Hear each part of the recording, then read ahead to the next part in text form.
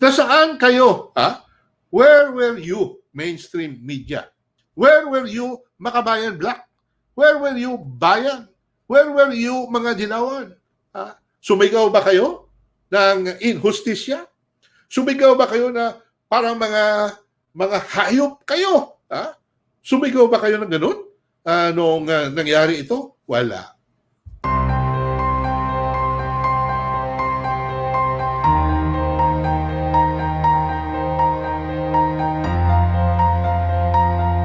Ang isa po sa mga mainit na mga balita nitong nakaraang mga araw, ito po ang pagkamatay ng isang 4 na buwan. 4 na buwan ba? Itong si Baby. Itong anak ni, yung nahuli sa isang raid dyan sa may tanggapan ng bayan, no? Ng bayan, ng bagong alyansang Makabayan diyan sa may Tondo, Manila noong nakaraang Nobyembre, November last year, no? At isa dito sa mga nahuli at kasama po siya sa yun nga po, may mga armas silang nakuha doon. Itong si Reyna May Asis Nasino, hindi niya alam nung nahuli siya na buntis pala siya. Buntis pala siya. At yun nga po, may nahuli sa raid na yun ang matataas na kalibre ng armas. Katulad po o kasama po dyan ang isang caliber 5.56 mm XM15 E26. Mga mamahaling armas to, no? Mamahaling armas to. Meron ding caliber 45, no? May caliber 45 na Colt MK4 Mark IV Series 80 at isa pang Colt automatic caliber 45 at may 2 granada, no? So kung siguro nasundan nyo rin to na namatay itong anak, ang sanggol na isinilang sabang nasa loob ng bilangguan, ito si Reyna May Asis Nasino. And itong mga kaliwa, kasama na po ang mainstream media na talagang gusto nilang pabagsakin si Pangulong Duterte, ay talagang talagang ginagawa nila yung mga paraan, no, na ipahiya, no, o si Pangulong Duterte, ilagay sa matawag natin unfavorable, no? Unfavorable, hindi magandang pagtingin ng taong bayan, no? So, just to give you a background, no? Ito po ang news story na research natin noong dateline November 5, no? 2019, no? At ito po ang pagkahuli nitong tatlo sila ang nahuli doon. At ito nga si Ram Carlo Bautista, Alma Estrada Moran at si Reyna May Asis Nasino. They were arrested on the basis of a warrant of arrest. May warrant of arrest po na ipinalabas ang ating hukuman na pasukin yung lugar na yon dahil nga mayroon silang mga natanggap na mga balita na may mga armas doon at safe house daw ito ng UP People's Army. At yun nga po, pagpasok doon, nandun itong tatlo at may nakuha nga ng mga armas. Sabi nila planted. Yung parating issue sa mga police operations na yung para may ebidensya, nilalagyan nila. Planted, parang itinatanim doon. May tanim bahala noon sa panahon ni yan sa Ninoy Aquino International Airport, na tatandaan nyo. So planted daw. Kaya lang po, itong mga armas na ito ay hindi po tipo pang planted ito. Kasi mga mamahalin ito. Itong XM, no? Bushmaster. Bushmaster. Kung nakakaintindi mo kayo sa armas, itong Bushmaster po na armas, naku, ano yan? Hindi yan pang ordinaryo, hindi yan pang pulis, hindi yan pang army. Mga mahilig lang talaga sa baril. Yung mga sa US, ordinaryo yan. Pero dito po sa Pilipinas, collector's item yan, itong Bushmaster XM15, no? XM15 E26. So, naku, hindi yan pang planted. Tsaka itong Colt Mark IV Series 80. Mga mamahalin ito ng mga armas. At meron din po mga cellphone at laptop na nakuha doon sa lugar na yon ng ginawa ng raid, no? So yun nga po ang dahilan, katulad po sa mga usual na pangyayari, sinasabi kagad nila na hindi, planted lang yan, no?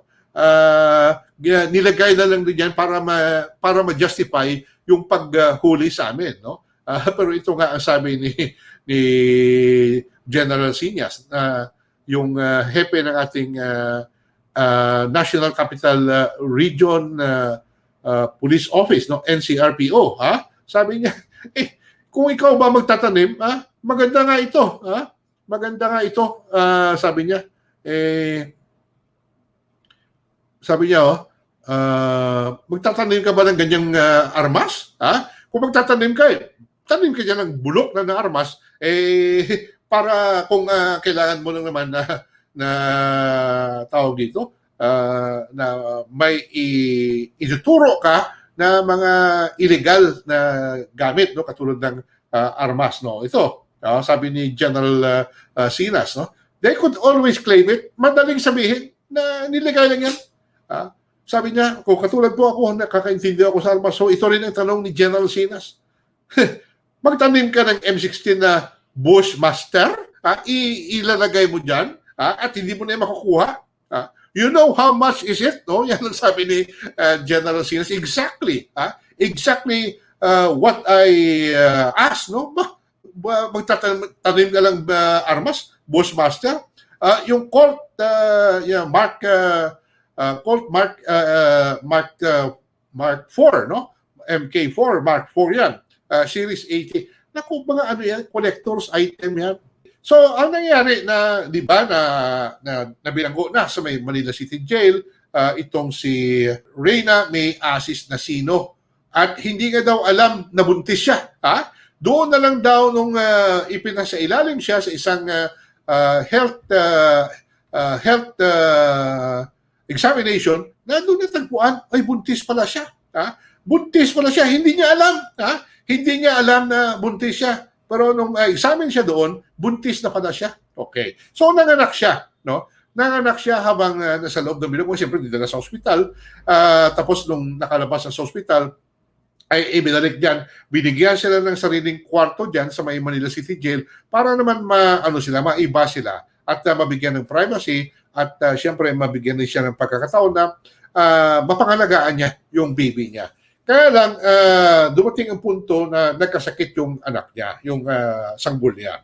At kinailangan na ilabas na siya diyan sa City Jail. Alam naman sa City Jail, ang very congested, no?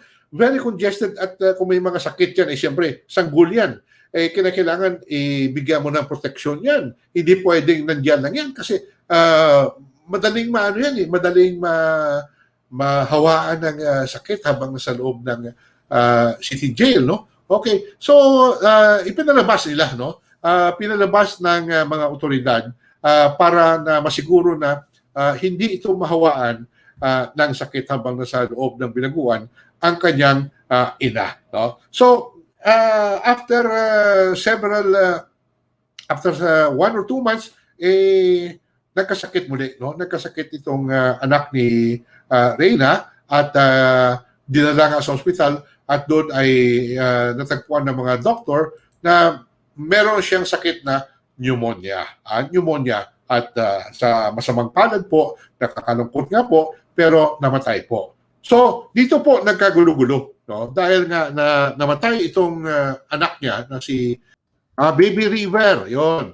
Naging controversial ito dahil nga nung namatay na ay humingi ng pahintulot itong si Nasino, Reyna May Nasino, sa hukuman na kung maaaring bigyan siya ng panahon na dumalaw doon sa burol ng kanyang yumaong anak, no? Sanggol niya. Nung una, binigyan siya ng 3 araw pero siguro yung ating prosecutor ay nag-object, no, at sinabi sa korte na kung maaari ay bawasan, no, at ginawa na lang yata na 6 na oras. So parang ginawa ito ngayon ng mga kaliwa, no, ng kaliwa at tinutulungan ng as usual, no, as usual tinutulungan ng mainstream media. Pinapalaki nila ito. Binubuhusan ng gasolina para magalit ang taong bayan. Dahil nga po nangyari doon, pagdating sa burol, ay yung mga BJMP na mga escort ni Reyna May Nasino ay ano siya, no?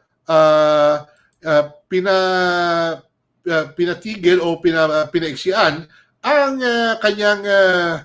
kanyang tawag dito, ang kanyang pagdalaw doon, no? Ang kanyang pagdalaw doon dahil daw security risk, no? At maraming tao, yung nga po may siyempre covered by media. So parang ano doon is hinila siya, no? Hinila siya na bumalik na sa bilangguan. At kahapon ay nangyari yung paglibing, no? Yung burial ng kanyang anak ay ganoon din po, very tight security at naka-PPE, nakasuot siya ng personal protective equipment at may posas, no? Pero parang tinanggalin yata yung posas nung kumain siya. Pero yun po ang binabatikos nila sa ating law enforcement sa BJMP at of course kay Pangulong Duterte dahil sobrang bagsik, no? Sobra daw ang bagsik ni Pangulong Duterte na ito na nga, napatay na nga daw yung bibi niya, ay hindi pa rin siya pinapalaya. Gusto nila palayain. So hindi ko maintindihan ng mga taong ito. Bakit papalayain mo? Okay namatay. Nakakalungkot yun and we sympathize, no? We sympathize with her. Sino ba naman ang hindi malulungkot pag namatayan ng isang tao, no? Pero hindi po yan ang nangangahulugan na yung kaso niya ay maaaring ibaliwala na lang. Mabigat ang kaso niya.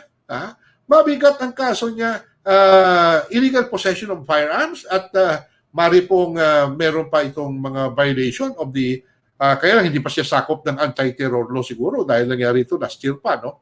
At bago pa lang ang anti-terror law. But anyway, mabigat ito.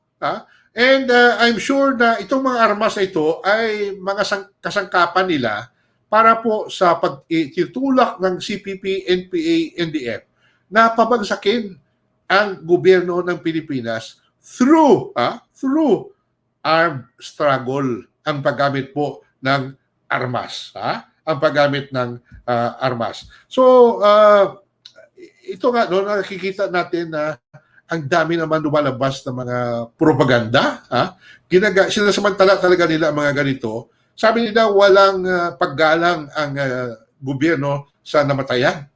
Dahil daw namatayan na nga ay hindi pa binibigyan, hindi pa niluluwagan ang kanyang pagkabilanggo, no, o ang treatment sa kanya ng ating mga otoridad, no? Parang lahat na lang na maaari nila sabihin ay sasabihin nila. Sasabihin nila para lang na mailagay sa masamang pagtingin ng taong bayan si Pangulong Duterte. So anyway, hindi tayo trabaho yan eh. Trabaho po 'yun ng ating mga gwardiya mula sa BJMP. At sabi nila, bakit overkill? Hindi ka ba magre-relax ka ba kung ikaw ang BJMP Bureau of Jail Management and Penology, BJMP na personnel, hindi ka ba mag-iingat? Hindi natin alam dahil base sa ebidensya ay may kaugnayan ito si Reyna May Nasino sa CPP-NPA dahil ako po alam ko yan, yung bagong Alyansa Mga Bayan, front organization yan. That is a front organization of the CPP-NPA. Huwag na akong lukuhin pa. Matagal ko sa media. Kilala ko yung mga tao niyan dati pa. Dati pa, kilala ko na yung mga tao diyan. Ito lang, para lang ipakita natin kung yung hypocrisy, yung hypocrisy ng mainstream media natin, no? Na against sa ating gobyerno. Ito ang nag-iisang balita, nag-iisang news item na nahanap ko. Tungkol po ito sa pagkamatay, no? Pagkamatay ito ng isang 4 na buwan na edad, 4 na buwan na sanggol din. Doon po ito nangyari sa Bukidnon noong nakaraang November 9, 2017. 3 taon na, halos 3 taon na nakaraan. So, ito po ang pamilya ng sanggol na ito ay nakabuntot, no? Malapit sila, hindi nila alam na may masamang mangyayari sa highway. Siyempre tumatakbo yung sasakyan nila at pagdating sa isang lugar doon sa bayan ng Talakag, no? Sa may bayan ng Talakag, dito po pagdating doon sa Talakag Bumbaran Road, ay kasi sumusunod sila sa ng mga pulis, no? Halos magkasunod sila, no? So siyempre naman kung ikaw ba naman nagbabiyahe sa isang highway, di ba pag may kita kang sinusundan mo yung ng pulis, you feel safer, di ba? You feel safer, kaya okay, sunod ka. Hindi lang nila alam na may nag-aabang pala doon sa bulubunduking bahagi ng Bukidnon, sa may Talakag, bayan ng Talakag, na NPA. At pinaputukan itong mga pulis, no? At itong sasakyan ng pulis, no? At ang hindi nila Fortuner, no? Fortuner ang tawag dito. Ang nangyari pala, no? Ang nangyari pala, yung 2 private vehicles, no? May sumusunod na 2 private vehicles na nakabuntot doon sa police car, no? Yung isa ay nakalusot sa blocking force just 2 minutes after the exchange of fire, yung pagkapalitan ng putukan. So hindi sinubukan daw nila na ipara. Para. Paano ba nga para? Siguro mabilis naman ang takbo nila. Tsaka alam nila walang dapat pumara sa kanila, no? Kaya po sa putukan ay tinamaan po itong 4 na buwan na sanggol. Ito ang tawag dito, ang larawan na pinalabas ng Interaction, TV station pa, TV5. TV5 lang po ang nagpalabas ng balita na ito. Ito, nag-iisa lang. Wala akong mahanap na sa ibang dyaryo. Sa mainstream media, wala.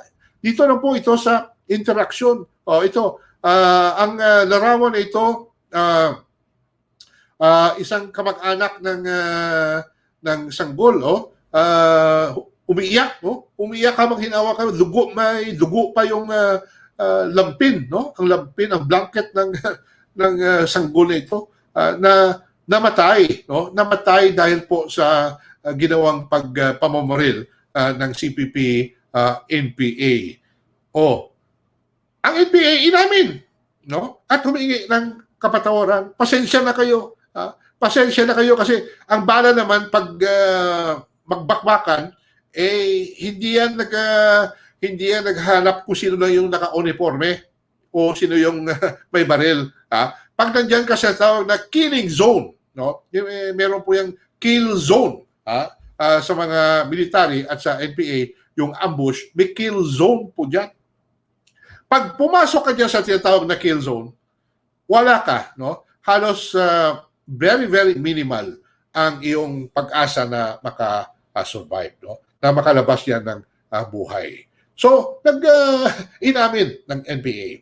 Pasensya na kasi hindi namin sinasadya, kasi naligaw yung bala. Akala kasi ng bala na pulis din, yung sanggol na yan.